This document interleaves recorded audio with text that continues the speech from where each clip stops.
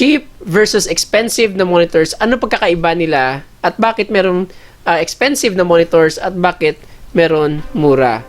So, cheap monitors often come in smaller sizes and with lower resolution. So, they typically use mga lower end na panels, and meron silang slower refresh rate around 60 to 75 Hz. So, making them suitable for everyday tasks and for mga basic user lang talaga. And so, sa higher end naman or sa more expensive na mga monitors, they usually have larger screens, and ng resolution nila is around 1080p, 1440p or 4K. So they feature IPS, VA panel and TN ng vibrant colors, and ang color accuracy tamang-tama talaga. So it's basically how red is red, how blue is blue. Sa mga intindihan to nila sa mga editors or sa mga graphic designers. So para kanino to ang mga expensive na monitors?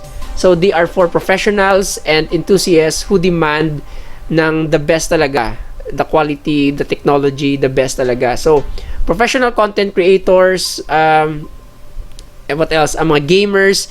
Mga gamers enjoy smooth gameplay with higher refresh rate and low response time. So para sa mga gamers, nang tinitingnan nila ang refresh rate. So if you're a gamer, if hilig ka mag-games, Dota 2, Valorant, CSGO, kung ano dyan, look for above 100. So 100 Hz, 144, 165, 188 or 200 Hz, and ng faster response time ng mga monitors. So this would range around 7,000 up to 30,000 worth na monitors.